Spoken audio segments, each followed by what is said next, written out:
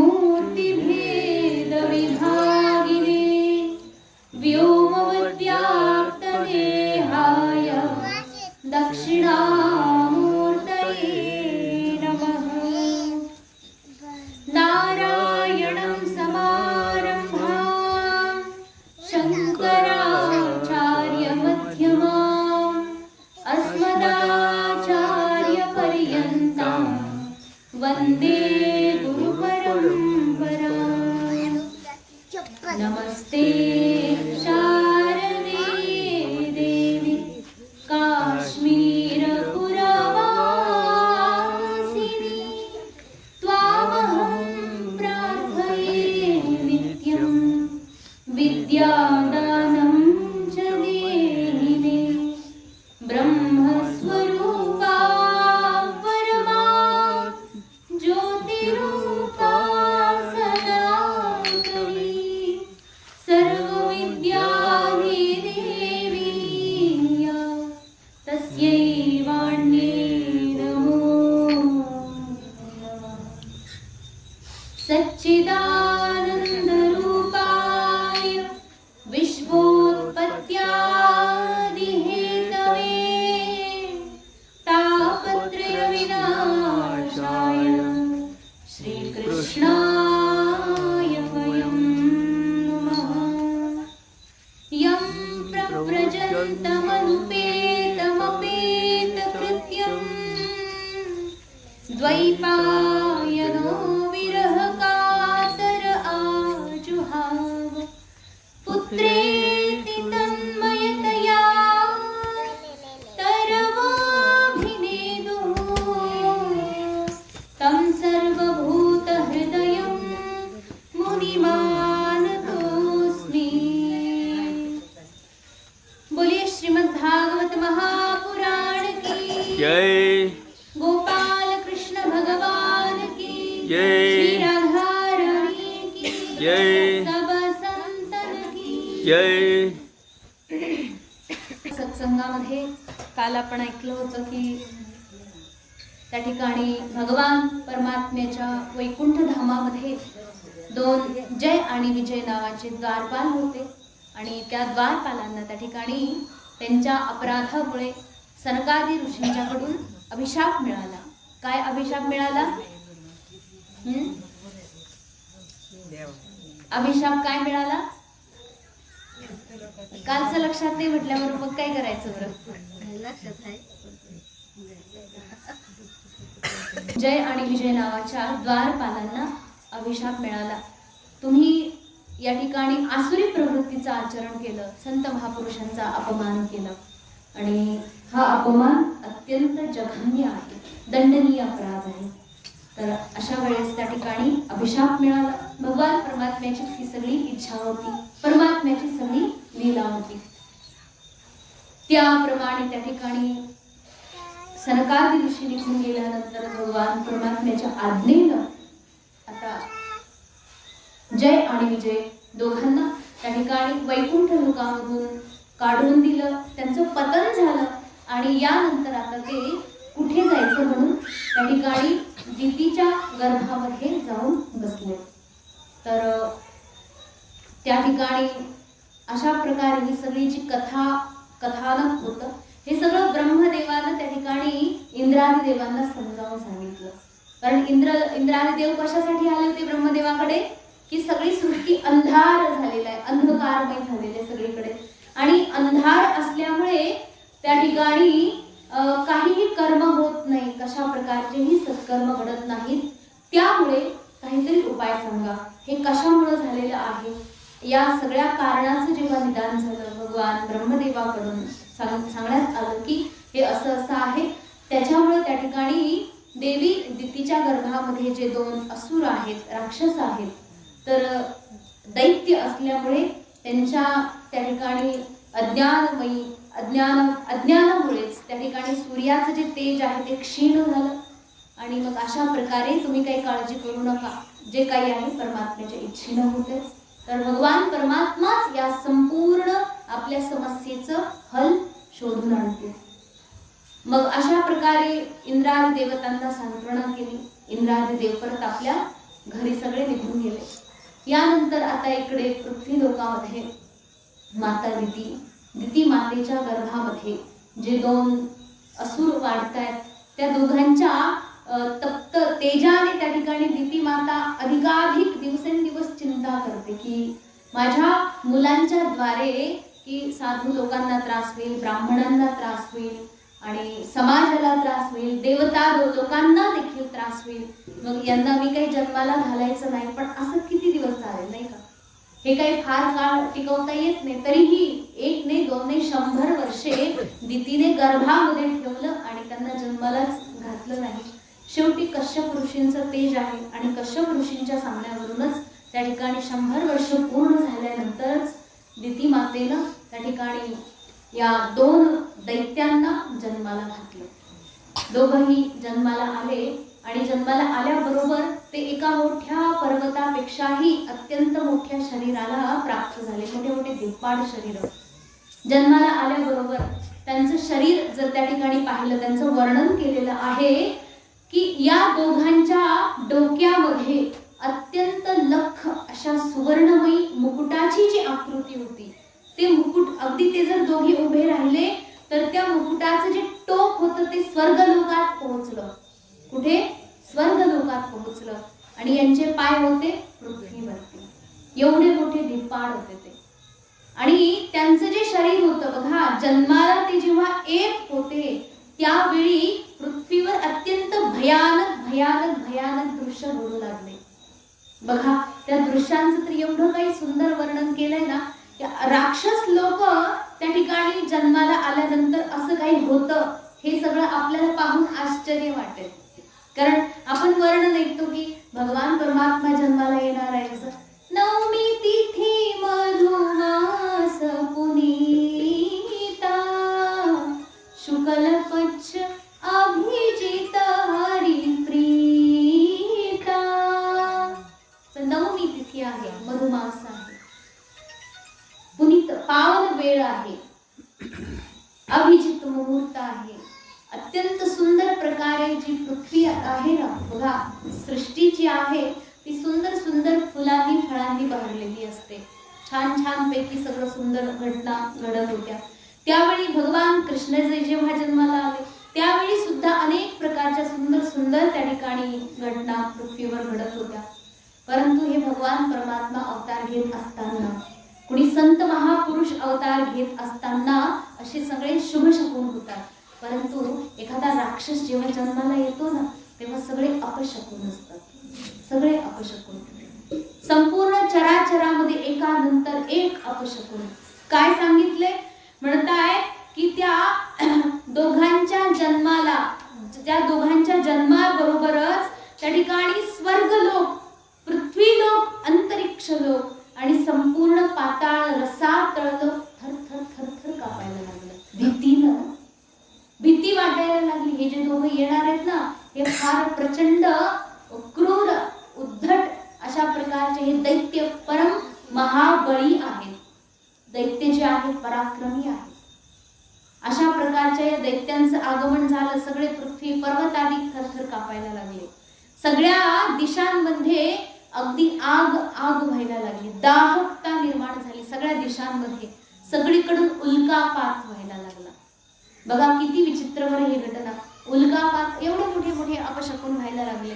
आणि आकाशामध्ये अत्यंत अनिष्ट सूचक जे धूमकेतू वगैरे फिरतात ना ते सगळे ग्रह दिसायला लागले. धूमकेतू कधी दिसतं? धूमकेतू नावामध्येच अनिष्ट आहे. ते धूमकेतू वगैरे सगळे तेव्हा दिसायला लागले.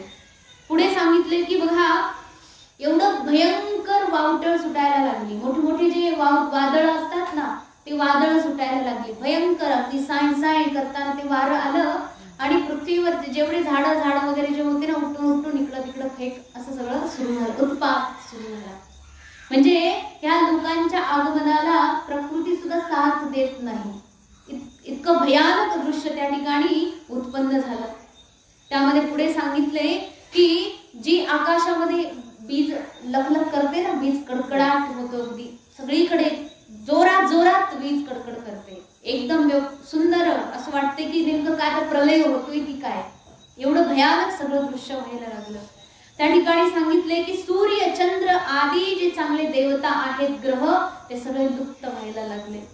आणि त्या ठिकाणी समुद्र जो आहे अत्यंत दुःखी होऊन समुद्राच्या लाटा ज्या आहेत इतक्या मोठ्या मोठ्या उंच व्हायला लागल्या. कोलाहल सुरू झालं, सुनामी आदी त्या ठिकाणी सुरू झालं. सगळीकडे हलचल, सगळ्या जीवांमध्ये, सगळे जंगलामध्ये आधी जे प्राणी पशु जे असतात अत्यंत भयभीत होऊन गेले. त्यानंतर सांगितले की सूर्य चंद्रमा आदी जे खूप चांगल्या प्रकारचे तारे आहेत, ग्रह आहेत, जे की मंगलकारी आहेत, हे सगळे जे आहेत ते त्या ठिकाणी लुप्त झाले. आणि राहू केतू आदी जे की अमंगल करणारे शनी, राहू, केतू, ते क्रूर असे जे तारे, ग्रह आहेत ते सगळे त्या ठिकाणी कार्य करायला लागले.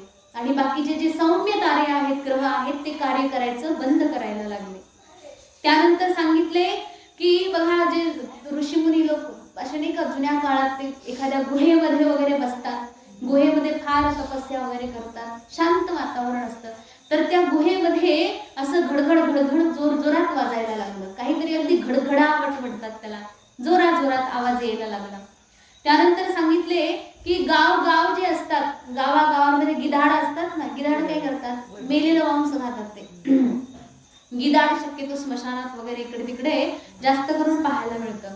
तर ते गिधाड जे होते त्यांची झुंड, मोठे मोठे उल्लू म्हणजे ते आपले घुबड, गिधाड, या सगळ्या प्राण्यांनी एकत्र येऊन मोठी मोठी टोळी भरवली आणि जोरजोरात विवळायला लागले, मोठमोठ्याने विवळायला सुरू झालं.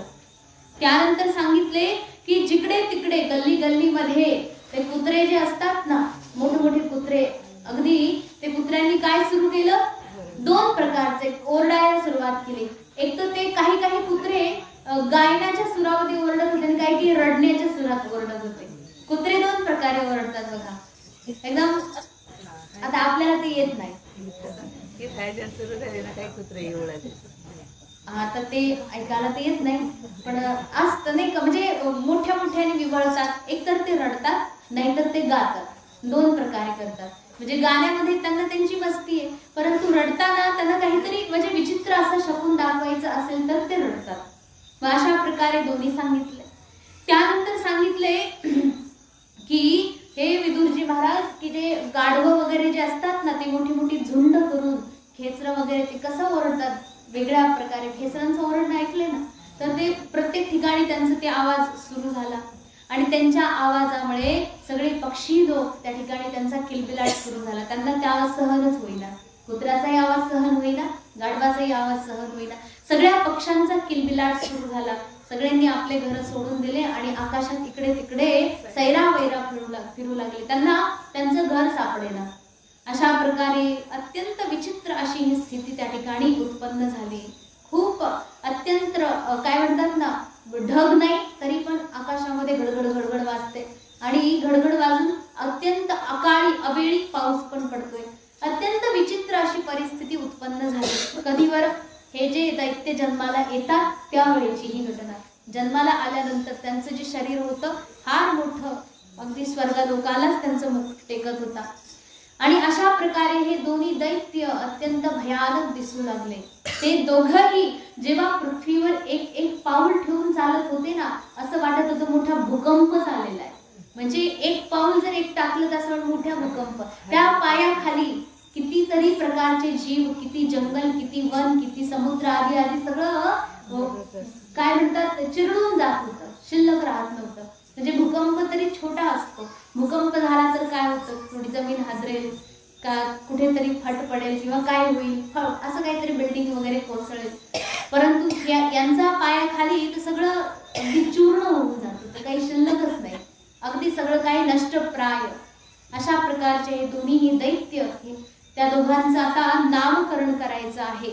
काय नाव ठेवलं कश्यप ऋषींनी आपल्या मुलांचं, ऋषींचेच पोरं, ऋषींचे मुलं आहेत, नाव ठेवलं. तर नाव ठेवताना वर्णन केलं आहे भागवतामध्ये की कश्यप ऋषींचं जे तेज आहे, त्यांचं जे वीर्य आहे, ते जेव्हा दिती मातेच्या गर्भामध्ये पहिल्यांदा प्रवेश केलं आणि त्यातून जो पहिला गर्भ स्थापित झाला त्याचं नाव ठेवलं त्यांनी हिरण्यकशिपू.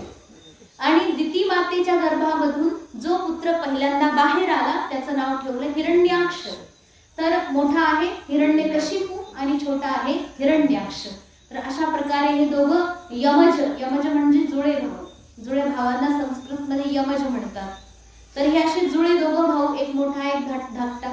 तर त्या दोघांचे एकमेकांवर जीवापाड प्रेम. दोघं म्हणजे कसे असतं बरं का, म्हणजे जे जुळे असतात त्यांचं प्रेम असतंच, जवळपास असतंच ना. हा, तर इथे बघा हे पुराणापासूनच चालत आलेलं, या दोघांचं फार प्रेम एकमेकांवर. आणि दिसायला सारखे, सगळं सारखंच त्यांचं. तर सगळं शरीर सारखं, ताकद सारखी, सगळं खाणं पिणं राहणं बोलणं वागणं सगळं सारखं, आणि शिवाय आतली प्रवृत्ती सुद्धा सारखी. तर हा जो मोठा होता हिरण्यकशिपू, त्याचं जरा जास्तच प्रेम होतं आपल्या छोट्या भावावरती. आणि छोट्या भावाचं काय की मोठा भाऊ जी काही आज्ञा सांगेल ती मला ऐकायचं, काही झालं तरी तो सांगेल ते आपल्याला पाळायचं. म्हणजे बघा, राक्षस लोक सुद्धा मोठ्या भावाची आज्ञा पाळत होते. आणि आता जर वडिलांचंही ऐकत नाही, मोठ्या भावाचं तर सोडूनच द्या. म्हणजे आताचे लोक ती हिरण्याक्ष हिरण्यकशिपू त्यांच्यापेक्षा मोठे मोठे असुर दैत्य झाले का, म्हणजे असं म्हणायचं नाही मला, कारण मला माहित आहे तुमच्या सगळ्यांच्या घरी ते आहे. तुम्ही म्हणणार आम्हाला असं म्हणले का काय, तुम्ही असं समजून घेऊच नका अजिबात. कारण की हे कलियुगाचं सामान्य प्रतीक आहे. ते जर नाही तर कली कसला काय. कलियुग जिथे बघा राम राज्य होतं, भगवान श्रीराम, भरत, लक्ष्मण, शत्रुघ्न यांचं जे प्रेम होतं, हे बंधू प्रेम, हे याचं अत्यंत काय म्हणतात आदर्श बंधू प्रेम आहे. असं जर प्रेम कलियुगात राहिलं तर याला कली म्हणायचंच नाही. कलियुगामध्ये कलियुगासारखंच होईल सगळं.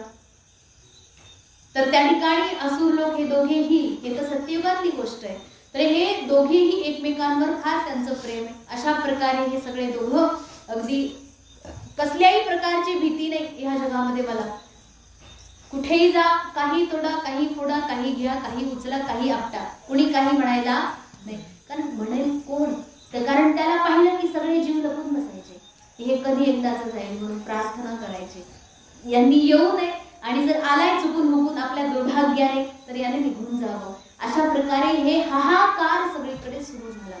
त्रैलोक्यामध्ये भयभीतता सुरू झाली. सगळे लोक अगदी जीव मुठीत धरून जगू लागले की कसं होईल आणि कसं नाही. तर असं झालं, एकदा हिरण्याक्ष आणि हिरण्यकशिपू दोघे फिरत असताना त्या ठिकाणी हिरण्याक्षाला हिरण्यकशिपूने सांगितलं की आपलं काय काम आहे. म्हटलं काही काम नाही, आपल्याला फक्त काय करायचं, आपल्या शक्तीचं प्रदर्शन करायचं. शक्ती प्रदर्शन करायचं, करण्याकरता तो माणूस काही पण करतो, त्याला बाकी काही घेणं देणं नाही. मग सगळ्या त्रैलोक्यामध्ये फिरायचं म्हटलं, 3 लोकात फिरायचं, आणि फिरता फिरता आपल्यापेक्षा जास्त बलाढ्य कुणी जर आपल्याला मिळाला तर त्याचं काय करायचं, त्याच्यासोबत युद्ध करायचं आणि आपली शक्ती दाखवायची. कारण शक्ती एकदा माणसाच्या अंगात आली की काय होतं, चळवळ सुरू होते. म्हणजे एका जागी बसताच येत नाही. म्हणजे चांगलं व्यवस्थित असलं, म्हणजे कसं आजारी लोक, आपण जसं आजारी पडलो तर काहीच करता येत नाही, आता बसलो पडलो जागेवरती. जसं म्हातारे माणसं आहेत, आयुष्यभर पायामध्ये भिंगरी लागलेली, पळपळ पळपळ पळपळ, एकदाची गुडघे आऊट, पाय आऊट, सगळं शरीर आऊट की पडले खाटावर. मग तिथे काय इलाज आहे का काही उपाय नाही. मन तर नाही थांबत, इथे बसून राहायचं, इथे पडून राहायचं. ते काय म्हणतात मग तेव्हा, देवा कधी घेऊन जातो, तेव्हा चांगले होते तेव्हा नाही म्हणले आम्हाला देवाने घेऊन जावं. बरं आता शरीर कामातून घे, म्हणजे असं होत नाही. तो माणूस जगायला कंटाळलाय असं नाहीये, मरायची कोणाला इच्छा असते तरी, पण शरीराच्या ज्या व्याधी आहेत ना त्या सहन होत नाही. त्या व्याधी सहन करण्यापेक्षा मेलेलं बरं. मरतानी पण तर वेदना असतातच, परंतु हे शरीर म्हातारं पण नको, फार त्रास.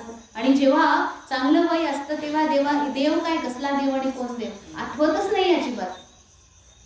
हे अगदी आसुरी प्रवृत्ती आहे आपली, अत्यंत आसुरी प्रवृत्ती. शरीर म्हणतात ना, पशुवत आचरण असतं या लोकांचं. पशु म्हणजे काय, जंतू आणि पशु हे बघा असे 2 शब्द आहेत. जंतू म्हणजे जन्माला येणारा जंतू, फक्त जन्माला येतो. किडे मकोडे पण जन्माला येतात, माणूस पण जन्माला येतो. हे शरीराचं काय घेऊन बसले. आणि पशु म्हणजे काय, पाहतो फक्त, त्याला काही कळत नाही, फक्त पाहायचं काम करतो. पशु लोक काय करतात, त्यांना बोलता चालतं की डोकं नाही, काही नाही, ते काय करतात, फक्त पाहत राहतात. जन्माला आले म्हणून जंतू आणि पाहण्याचं काम करतात म्हणून पशु.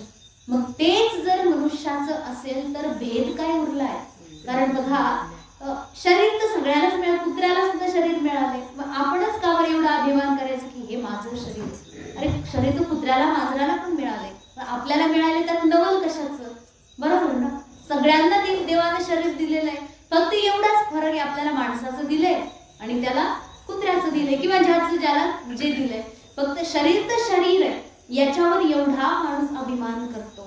जसं आपण म्हणतो ना, कुठं बसलं धुळीत वगैरे, धुळीत बसलो कुठे, हा बरोबर, धुळीत बसल्यानंतर म्हणजे एक तर बसतानाच विचार करतो, बरेचसे लोक बसतच नाही, आणि समजा उठलो तर काय करतो आपण, झटकून घेतो. असंच एकदा म्हणजे खूप अशी प्रासंगिक गोष्ट, एकदा स्वामीजींच्या सोबत आम्ही कुठेतरी गेलो होतो, परिक्रमेतलीच गोष्ट आहे. तर असंच रस्त्याच्या कडेला चालता चालता थोडा थकवा आला म्हणून, ऊन वगैरे होतं आणि बसू थोडा वेळ, शांतपणे बसू. तर बसायचं कुठे, जागाच मिळेना, कारण तिकडचे लोक काय करतात की रस्त्याच्या कडेला उगाच थोडीशी जागा ठेवतात, बाकी सगळीकडे काटेरी कंपाऊंड, मग काटे फोडून आत जायचं का? नाही शक्य, शेतामध्ये कोणाच्या बसताच येत नाही. आणि मग तिथे रस्त्याच्या कडेला प्रचंड धूळ, जर समजा ट्रॅक्टर वगैरे गेला की मग मात्र आपण पूर्ण धुळीत कोण कळायचं सुद्धा, एवढं भयंकर स्थिती होते. तर आम्ही बसलो तिथेच, त्या धुळीतच बसलो, बसायलाही काही नव्हतं. आणि मग बसलो तर गुरुजींना म्हटलं उठल्यानंतर की गुरुजी कपड्यावर फार धूळ लागली, तेवढी झटकतात, आणि आपण कसं झटकायचं कपड्याला हात लावून? समजा कपडे अंगावर नाही तेव्हा झटकू शकतो, पण त्यांना म्हटलं ना कपड्यावरून धूळ झटका, तर ते काय म्हणाले, कपड्याला चिकटलेली माती झटकून मातीपासून मी वेगळं होऊ शकत नाही, कारण माझं शरीर कशाचं आहे? मातीचं आहे. म्हणजे एका छोट्या प्रसंगातून इतकं सुंदर काही शिकायला भेटलं. ते शरीर मातीचं आहे, मग या शरीरावरती लागलेली माती मी काढून आणखी काय तर पराक्रम करणार आहे? लागली लागू द्या. हा म्हणजे एक फार मोठं रहस्य आहे. माती झटकायची नाही अशातला प्रश्न नाहीये, ते आपल्याला आंघोळ करायचीच आहे, शरीराला स्वच्छ करायचंच आहे. तथापि या गोष्टीतून हे शिकायला मिळतंय की शरीराकडे जास्त ध्यान द्यायचं नाही, शरीराचे जास्त लाड करायचे नाही. हे शरीर दुर्गंधयुक्त आहे, आपल्याला फक्त वाटतं बाहेरून स्वच्छ करायचं, छान दिसलं पाहिजे, गोरं दिसलं पाहिजे, अमुक झालं पाहिजे, परंतु तुम्ही आत डोकावून बघा आपल्या शरीरात काय घाण आहे, काय परिस्थिती आहे. एवढंच बघा, जे लोक मरतात, मेल्यानंतर त्यांचं जे पोस्टमॉर्टम होतं, त्यानंतर त्या व्यक्तीला स्नान घालता येतं का? का बरं? कारण त्याच्या शरीरात ती घाण बाहेर आलेली आहे. तीच घाण फक्त आपल्या आत आहे, फक्त ते बंद आहे सगळं. ते बंद असल्यामुळे आपल्याला आपण फार छान वाव असं वाटतं, परंतु हे शरीरच आहे, क्षीणस्थायी आहे, दिवसेंदिवस ढळणारं आहे. या शरीराची प्रगती नाही, निरंतर अधोगती आहे. एक दिवस वाढतोय तर या शरीराचा एक दिवस घटत जातोय.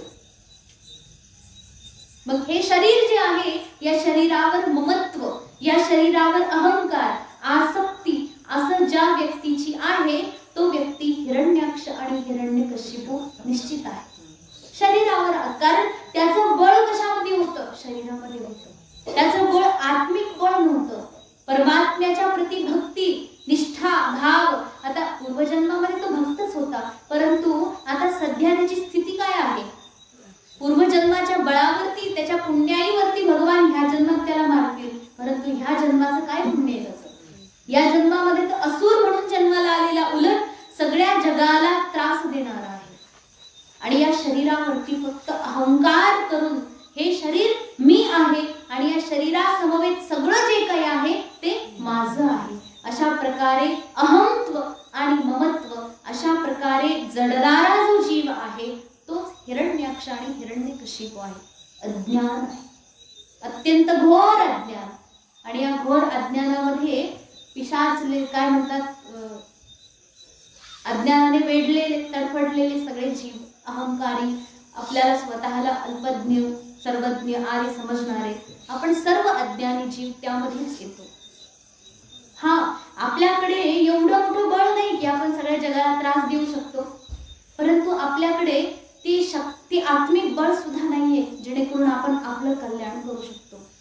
बघा, म्हणजे दोन्ही पैकी एक पाहिजे बरं का. म्हणजे हिरण्याक्षी, हिरण्यकशिपू तरी पूर्ण पाहिजे माणसाने, नाहीतर एकदम प्रल्हाद तरी पाहिजे.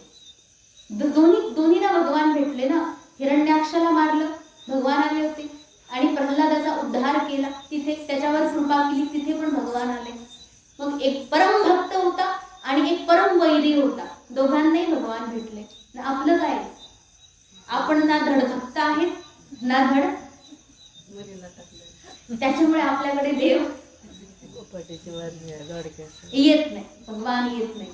बघा, आपल्याला काय व्हायचे आपण ठरवायचं, भक्त व्हायचं की वैरी व्हायचंय. वैरी एक तर टोकाची भूमिका कोणतेही करा, टोकाचं असेल तर परमात्म्याला यावंच लागते, इलाज नाही. जर वैरी व्हायचं असेल तर रावणासारखं भगवान राम येतील आणि मारून जातील आपल्याला. रामाच्या भगवंताच्या हाताने मरायचं नाही, ते हाड्या हाड्या करून मरण्यात काय उपयोग आहे. इथे ये रे देवा मरण, म्हणजे बरेचसे लोक तर असे ज्यांना देवाने विसरूनच गेले की यांना घेऊन जायचे आपल्याला, अशा पडून असतात. अशा फोन बंद करून ठेवा. मग अशा प्रकारे या शरीराप्रती अहंकार ठेवणारा हा हिरण्याक्ष त्या ठिकाणी पोहोचला. संपूर्ण त्रैलोक्यात फिरत होता. हे दोघंही गेले, पहिले तर स्वर्ग लोकात गेले आणि स्वर्ग लोकात जाऊन त्यांनी काय केलं, गदा घेतली, गरगर गरगर गरगर फिरवली. आणि अति त्या गदेचा आवाज केवढा येत असेल बरं. त्या आवाजामुळे आणि त्या गदेतून होणाऱ्या त्या वाऱ्यामुळे सगळे देवता लोक आपल्या आपल्या गुहेत जाऊन लपून बसले. अरे बापरे, कोण आलंय? सगळे लपून बसले, कारण त्यांना माहित होतं हे कशा करता आले, युद्ध करायला आले. आमच्या सोबत युद्ध करा. मारायचं म्हणजे हे लोक असे नव्हते की पाठीमागून मारतील चुपचाप, अजिबात नाही. तू समोरून ये, कारण त्याच्याकडे शक्ती भरपूर आहे ना. तो पाठीमागून कशाला मारेल, तो समोरूनच मारेल, कारण त्यांना माहिती असं पकडलं की हा गेला समोरचा. त्याच्यामुळे तो काय करतो, चुनौती देतो, त्याला ललकारतो की तू माझ्यासोबत युद्ध कर, तू माझ्याकडे ये आणि युद्ध कर. स्वतःच्या पराक्रमाला फार त्याला चाव चढला होता. दोघंही गेले, पण त्या संपूर्ण स्वर्ग लोकामध्ये सगळेच्या सगळे देवता लोक जाऊन लपून बसले. ते म्हटले आम्ही काही याच्यासोबत युद्ध करू शकत नाही. मग त्याच मध्ये हिरण्याक्ष नावाचा जो दैत्य आहे त्या ठिकाणी त्याने काय केलं, म्हणजे चला जाऊ आता समुद्रामध्ये खेळू आपण, कारण की समुद्र एक आहे फार अथांग आहे ना. समुद्रामध्ये खेळल्यानंतर थोडं बरं वाटेल. मग गेला तो समुद्रात जाऊन उभा राहिला. तर समुद्राच्या मध्यभागी गेल्यानंतरही त्याच्या गुडघ्यावरच पाणी होतं. तर त्याने काय केलं, लगेच त्या ठिकाणी आपली गदा घेतली, गरगर गरगर फिरवली आणि पाण्यावर आदळायला लागली. म्हणजे तो ट्राय घेत होता की आपल्याकडे केवढी शक्ती आहे बघू. एक गदा लावली की सगळं पाणी समुद्राचं सगळ्या पृथ्वीवर पसरलं. असं करून त्या हिरण्याक्ष दैत्याने संपूर्ण समुद्राला छिन्न विछिन्न करून टाकलं. आणि असं करत करत तो शेवटी त्या ठिकाणी पाताळ लोकामध्ये रसातळात जाऊन पोहोचला, वरुण लोकामध्ये पोहोचला. आणि वरुण लोकामध्ये वरुण देवता अपामपती भगवान वरुण त्या ठिकाणी राजा आहेत वरुण लोकाचे, ते सिंहासनावर बसले होते. यांनी पाहिलं समोर राजा आहे, म्हणजे महाराज कसा केला, त्यांनी प्रणाम केला अत्यंत ताच्छिल्यपूर्वक. एखाद्या सामान्य माणसाचा आपण एक मजाक उडवतो त्या प्रकारे वरुण देवताला याने प्रणाम केला. प्रणाम केल्यानंतर आता म्हणतोय की महाराज तुम्ही तर राजा आहे, मग काय करायचं, राजाने आपल्या प्रजेची इच्छा पूर्ण करायची. आता मी तुमच्या राज्यात आलोय, एक तर मी तुमचा अतिथी समजा, नाहीतर तुमची प्रजा समजा, माझी इच्छा तुम्ही पूर्ण करायची. तर ह्याची काय इच्छा आहे वरुण देवतेला माहित होतं. नाही अरे वरुण देवता पहिल्यांदा तर हसतायत, म्हणजे हसायचं नाटक करतायत, त्यांना कसं हसू येईल असं समोर उभा राहिल्यावर, तरी त्याची समजूत काढायला. तर ते म्हणाले की हे बघ, तुला काय वाटतंय की तुझ्यासोबत कोणीतरी युद्ध करावं, पण माझ्या माहितीप्रमाणे मी सांगू का, एक तर मला युद्ध करायची अजिबात आता इच्छा नाही, चाव नाही युद्ध करायचं. युद्ध करायचं म्हटलं तरी माणसाकडे उत्साह पाहिजे ना, तर तो उत्साह माझ्यात आत्ता नाही, कारण माझं मन अगदी देवाच्या भक्तीमध्ये रमलंय. वरुण देवता सांगतात की माझं मन भगवंताच्या चरणाशिवाय दुसरं काही विचारच करत नाही. परमात्म्याची कथा ऐकतो, त्याचीच कथा गातो आणि आपलं जे आहे ड्युटी पालन करतो. बस देवाने दिलेलं काम फक्त मी करत राहतो आणि उरल्या वेळेत फक्त भक्ती करतो, याच्या व्यतिरिक्त मला दुसरं काही काम नाही.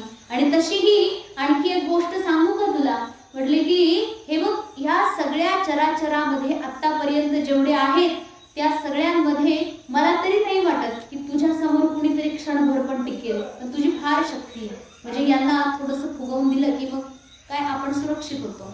समोरच्याने प्रशंसा केली ना, आता आपण निश्चिंत राहायचं. तर हिरण्याक्षाला सांगितलं की फार पराक्रमी आहे तू, तुझ्या शक्तीपुढे कोणी टिकणार नाही. आणि जर तुला वाटत असेल की तुझ्याशी कोणीतरी युद्ध करावं, तर मला तरी असं वाटतं की भगवान श्री हरी आदिनारायण ही आहे जे की त्या ठिकाणी आपल्या भक्तांच्या कल्याणाकरता आणि तुझ्यासारख्या लोकांची इच्छा पूर्ण करण्याकरता काय करतात, विविध शरीर धारण करतात. अनेक शरीर धारण करून येत असे चरित्र केले नारायणे, रांगता गोधरी राखिताने. अनेक प्रकारे शरीर भगवान परमात्मा धारण करतात आणि आपल्या भक्तांची इच्छा पूर्ण करतात. म्हणून मला तरी असं वाटतं की तू जा, कुठे जा म्हणजे आदि नारायणाकडे जा, श्रीहरीकडे जा, त्याच्यासोबत युद्ध कर, मग तुझी इच्छा पूर्ण होईल. मग तुला तुझ्या शक्तीचा अंदाज येईल. बघा, अंदाज घ्यायचा ना शक्तीचा. त्रैलोक्य फिरला तरी अजून अंदाज आला नाही. आपल्याला आपल्या शक्तीचा अंदाज छोटा दगड उचलला तरी येऊन जातो की बस याच्या पुढे जमणार, याला अंदाज घ्यायचा आहे. भगवान परमात्म्याकडे पाठवलं आणि म्हणे जा आता. पण त्याला कळेना की देव असतो कुठे. म्हणून त्याला एक माहित होतं की हा भगवंताचे जे भक्त आहेत ना त्यांना जाऊन विचारायचं. सगळ्यात पहिलं गेला नारदजी महाराजांना पकडलं. नाही महाराज, तुम्ही नारायण नारायण करत असतात, नारायण आहे कुठं सांगा तरी, पत्ता वगैरे द्या त्यांचा. देवर्षी नारद म्हणाले, काय रे बाबा, तुला काय करायचं देवाचा पत्ता घेऊन? नाही, ते जिथे आहे ना ते त्याचा पत्ता घ्यायचा आणि त्याला बेपत्ता करायचंय, त्याच्यामुळे मला तुम्ही पत्ता द्या. असं का? भगवान परमात्म्याची इच्छा आहे. नारदजी महाराजांना कळलं की याचा मोक्ष जवळ आलेला आहे, त्याच्यामुळे देऊन टाकला पत्ता, म्हणे जातो. आणि त्याला सांगितलं की आता सध्या श्रीहरी रसातळात आहेत. भगवंताचा पत्ता घेतला आणि हा साय साय करत अगदी रसातळात पोहोचला. रसातळात जाऊन त्याने पाहिलं की एक कोणीतरी जंगली प्राणी आहे. जंगली प्राणी आणि आपल्या दोन दातावरती पृथ्वीला घेतले आणि चाललेला आहे. तरी हसला, फार हसला. कोण? हिरण्याक्ष. नाही, कोणीतरी या जंगली प्राणी. हे काय करणार आहे हा? पण दिसतो तर अवाढव्य. पृथ्वीला दातावर घेतलं म्हणजे अवाढव्य नक्कीच आहे. पण जंगली प्राण्यासोबत मी काय युद्ध करणार, त्याचा पहिला अहंकार. दुसरा म्हणतो चला शक्तिशाली म्हणून युद्ध करू, तथापि माझ्या पुढे हा टिकू शकत नाही. अशा प्रकारे भ्रम ठेवला आणि युद्धाला ललकारलं. भगवान त्या ठिकाणी वराह अवतार घेऊन आले होते ना पृथ्वीचा उद्धार करायला. त्यांनी पाहिलं म्हणे हा मूर्ख माणूस, याच्या कुठे नादी लागायचं. बघा, शाळे लोक मूर्खांच्या सहसा नादी लागत नाही ना. आणि जो नादी लागतो तो कोण? तो पण मूर्खच आहे. म्हणजे तुम्ही विचार करा, समोरच्याला जर तुम्ही मूर्ख म्हणत असाल आणि तरी पण त्याच्या नादी लागत असाल तर आपल्याला तो सुद्धा समोरचा मूर्खच म्हणतोय की हा मूर्ख आहे. तुम्ही मूर्ख आहेत त्याच्यासाठी, तो मूर्ख आहे तुमच्यासाठी. आपण पण त्या ठिकाणी नियम पाळला पाहिजे. भगवान परमात्मा पदोपदी मार्गदर्शन करतात. नादी नाही लागायचं कोणाच्या, आपल्या कामाशी काम ठेवायचं. भगवंताने ऐकलंच नाही. हा अगदी त्यांच्या समोर जाऊन आडवा व्हायला लागला. भगवान परमात्मा त्याच्यापासून थोडीशी बाजू, दुसरा रस्ता काढून निघायचे. म्हणजे बघा, समोरून जर एखादा तो आडवा येतोय, तो रस्त्यातून बाजूला हो असं सुद्धा म्हटलेलं आहे. तो रस्त्यात उभा राहिलाय ना, मी दुसरा रस्ता काढतो, काय हरकत नाही. अशा लोकांच्या नादी लागायचं बरोबर आहे. तर मग अशा प्रकारे भगवान परमात्मा चालत होते, निघाले पुढे. आणि हा मात्र काही पिछा करायचं सोडत नाही. कारण बघा, पिछा करतो याचा अर्थ त्याला माहित आहे की हे कोण आहे, श्रीहरीच आहे. कारण पत्ता कोणाचा विचारला होता? श्रीहरीचा पत्ता विचारला होता. आणि आल्यानंतर त्याने पाहिलं कुणीतरी जंगली पशु आहे, परंतु तरीही ओळखलं की नाही की हेच श्रीहरी आहेत. मागच लागला, सोडेच ना. भगवान परमात्मा अत्यंत वेगामध्ये त्या ठिकाणी समुद्रातून बाहेर आले आणि त्यांनी पाहिलं की हा काही आता पिछा सोडत नाही. मग आता काहीतरी त्याचं करावं लागेल, याला प्रसाद द्यावाच लागेल. भगवान परमात्मा त्याला म्हणतात की काय रे बाळा, काय तुला काय पाहिजे नेमकं? युद्ध कर म्हणते. युद्ध कर. युद्धाकरता मी कधीपासून ललकारतोय, माझ्यासोबत युद्ध कर. भगवान म्हणाले मला ना युद्ध करायची अजिबात इच्छा नाही. तुला युद्ध करायचं काय एवढं पडलेलं आहे? थांब ना, अजून थोडे दिवस जग, काही दिवस. नाही, मला युद्धच करायचंय. म्हणून त्याने एक जोरात आघात केला आणि तो आघात नेमका लागला कुठे?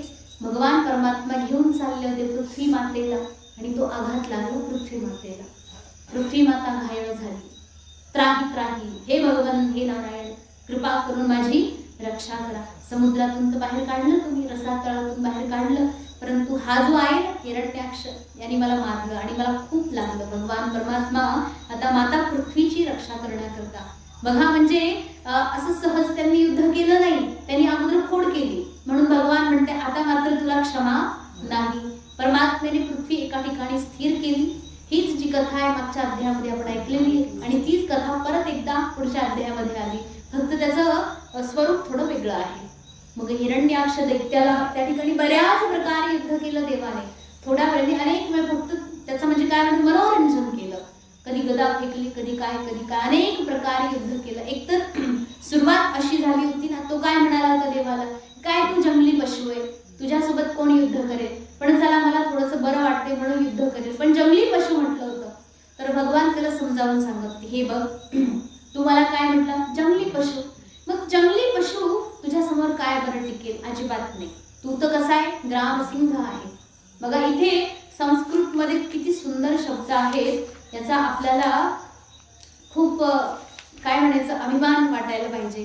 संस्कृत मध्ये आपण जसं शिव्या देतो मराठीत वगैरे नाही का, देतो ना मराठीत किंवा हिंदीत वगैरे, पण संस्कृत मध्ये तुम्ही म्हणताल शिव्या वगैरे आहे की नाही, पण संस्कृत मध्ये शिव्या नसतात, कारण संस्कृत सभ्य भाषा आहे आणि शिव्या हे सभ्य लोकांची वाणी नाही. पण संस्कृत मध्ये ह्या लोकांकरता काहीतरी बोललं जातं. भगवान त्याला काय म्हणाले, ग्रामसिंह, तू ग्रामसिंह आहे. सिंह म्हणजे सिंह, ग्राम म्हणजे गाव, गावचा वाघ आहे तो.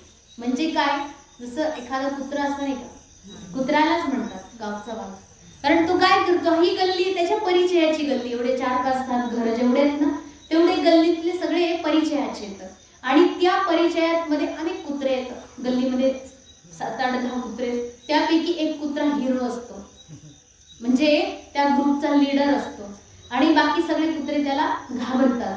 म्हणून ह्याला काय वाटतं, मी राजा आहे, मी सिंह. त्याला वाटतं मी वाघच, म्हणजे तो स्वतःला वाघच समजतो, बाकी सगळे सामान्य आहे.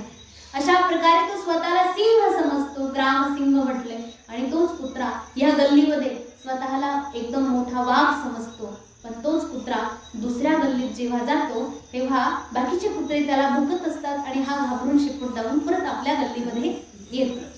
बाकीच्या गल्लीमध्ये त्याचं काही झालं नाही, किंवा दुसऱ्या गावामध्ये गेल्यानंतर बाकीचे कुत्रे, तसं पाहिलं असेल तुम्ही दृश्य, फार मोठा वाघ असा दाखवणारा कुत्रा रस्त्याने अगदी शांतपणे शेपूट दाबून जातो आणि बाकी सगळे त्याला भुंकत असतात. का बरं, जे भुंकणारे समजाय तो प्रॉपर इथले आणि जो गुपचूप निघून चाललाय तो बाहेरचा वाहन आहे, तो काही बोलत नाही. कशाला लोकल लोकांच्या नादी लागायचं, निघा पुढे. पण तो जो व्यक्ती आहे तो लोकल आहे म्हणून वाघ आहे. या ठिकाणी त्या हिरण्याक्षाला भगवान परमात्मा ग्रामसिंह म्हणतात, म्हणजे सरळ सरळ कुत्रा म्हटले. तर मी तो वराह आहे, भगवान म्हणते तुम्हाला जंगली प्राणी म्हणतो, तू तो कुत्राच आहे, परंतु माझ्यासाठी तू कुत्राच आहे, बरोबर आहे. परंतु तरीही त्याला चढवून दिलं देवाने. म्हणाले, बघ तुझ्याकडे एवढं सामर्थ्य आहे, तुझ्याकडे एवढी शक्ती आहे की तुझ्या पुढे मी जरा वेळ पण टिकू शकत नाही. त्याच्यामुळे बाळा तू ऐक आणि लवकरात लवकर घरी जा म्हणे, तू तुझ्या उद्योगाला जा आणि मला माझं काम करू दे. अशा प्रकारे भगवंताने अनेक समजावून सांगितलं, पण हा काही ऐकण्याच्या कक्षेत नव्हता. नाही म्हणे मला युद्धच करायचं. भगवान म्हणाले, ठीक जशी तुझी इच्छा तथास्तु. आता भगवंताने युद्ध सुरू केलं आणि त्या युद्धामध्ये अनेक प्रकारचे युद्ध झालं. त्यामध्ये ऋषीमुनी सगळे सोबत त्या ठिकाणी जमले. ऋषीमुनींनी पाहिलं की भगवान याच्यासोबत एवढं का मनोरंजन करतायत, बरं लवकरात लवकर निपटून द्यायचं, पुढे निघायचं. ऋषीमुनींना वाटलं की भगवान परमात्मा फार खेळतायत. त्यानंतर त्यांनी प्रार्थना केली, देवाला स्तुती केली भगवंताची आणि सांगितलं की याला आता तुम्ही काहीही करुणानिधान तुम्ही याचा वध करा. अनेक प्रकारे स्तुती केली आणि सांगितलं की हा दुष्ट अत्यंत आतताई आहे, फार मोठा खल आहे, दुर्जन आहे, हा कपटी आहे, त्रैलोक्याला त्रास देणार आहे, गोमातेचं भक्षण करणारा आहे. अशा प्रकारे सगळ्या ऋषीमुनींनी त्या ठिकाणी भगवान वराहांना विनम्र अशी प्रार्थना केली. भगवान परमात्मा म्हटले, ठीक आहे तुमची जशी इच्छा. म्हणून देवानं त्या ठिकाणी अत्यंत क्रोधान्वित होऊन, तसे भगवंताचं जे रूप होतं ते वराह रूप अकराळ विक्राळच होतं. राक्षसांना मारण्याकरता भगवान अत्यंत क्रोधाग्नीने त्या ठिकाणी अभिभूत झाले आणि एक जोराची थप्पड, तमाचा म्हणतात ना, कानफटीत देऊन मारली जोरात. कोणाच्या, हिरण्यकश्यपूच्या. भगवान वराहाने एक जोरात कानफटीत मारली आणि कानफटीत मारल्याबरोबरच त्या ठिकाणी हिरण्याक्ष गरगर गरगर गरगर फिरत पृथ्वीवर जाऊन कोसळला. ज्या ठिकाणी कोसळला मोठा भूकंप झाला. सगळं काही धराशायी चूर चूर झालं. भगवान परमात्म्याची सगळीकडे जय जयकार होऊ लागले. सगळे ऋषीमुनी, सगळे देवता लोक, संपूर्ण सृष्टी प्रजा त्या ठिकाणी भगवान परमात्म्याला श्री चरणावर त्या ठिकाणी नमन करून पुन्हा पुन्हा प्रार्थना करून भगवंताची त्या ठिकाणी स्तुती गाऊ लागले. ब्रह्मादी देवता सगळे येऊन पुष्पवृष्टी करू लागले. सगळे अत्यंत आनंदित होऊन त्या ठिकाणी भगवान परमात्म्याला अनन्य भावाने शरण गेले. अशा प्रकारे वराह भगवान यांच्या अवताराचं हे विशेष प्रयोजन त्या ठिकाणी सगळ्यात महत्त्वाचं प्रयोजन म्हणजे पृथ्वीला त्या ठिकाणी उद्धार करणं, आणि दुसरं प्रयोजन म्हणजे आपला परमभक्त जय विजय मध्ये हा जो जय आहे, ज्याला अभिशाप मिळालेला होता, तो हिरण्याक्ष दैत्य, त्याचा उद्धार करणं. अशा प्रकारचे हे दोन अत्यंत मुख्य असे कारण आहेत. मग तुम्ही म्हणणार हिरण्याक्षाचा उद्धार झाला, मग तो कुठे गेला असेल? वैकुंठात का? परंतु त्याला अभिशाप काय मिळाला होता? एक जन्म नाही, किती जन्म? 3 जन्म. कमीत कमी 3 जन्म तरी तुला असं राक्षस होऊन जन्माला यावं लागेल. मग त्या ठिकाणी हा पहिल्या जन्मामध्ये तो झाला, काय झाला? हिरण्याक्ष. दुसऱ्या जन्मामध्ये झाला कुंभकर्ण, रावणाचा भाऊ कुंभकर्ण. आणि तिसऱ्या जन्मामध्ये झाला दंतवक्त्र. त्या ठिकाणी भगवान श्रीकृष्णाने त्याचा वध केलेला आहे. दशम स्कंधामध्ये ही गोष्ट येईल, तथापि आता बस लक्षात यावं म्हणून सांगितलं. अशा प्रकारे त्या ठिकाणी हिरण्याक्षाचा वध करून भगवान त्रिलोक विजयी पतित पावन आले नारायण त्या ठिकाणी धरती मातेला घेऊन पुढे आले, आणि त्या ठिकाणी धरती मातेला एका सुंदर अशा स्थानी स्थापित करून भगवान वराह अदृश्य झाले, अंतर्धान झाले. अशा प्रकारे सगळे देवता लोक अत्यंत हर्षित झाले. चला, तरी एक गोष्ट ती संपली, हिरण्याक्ष मेला, पण त्याचा मोठा भाऊ अजून आहे ना. कोण आहे तो? हिरण्यकशिपू. मग त्याला मारायचं, मारू, त्याला पण मारू, थोडा वेळ आहे अजून. पण ही जी कथा आहे याच्यामध्ये बघा आतापर्यंत 19 अध्याय संपले. म्हणजे आज जी कथा सांगितली त्याच्यामध्ये एकूण 3 अध्याय गेलेले आहेत. एका अध्यायामध्ये जिथे की या दोघांचा जन्म झाला, दुसऱ्या अध्यायामध्ये हा भगवंताचा शोध घेऊन देवासोबत युद्ध करतोय, आणि तिसऱ्या अध्यायामध्ये याचा वध झालेला आहे. म्हणजे एकूण हे झाले 19, म्हणजे 17, 18, 19 असे 3 अध्याय या ठिकाणी समाप्त झाले.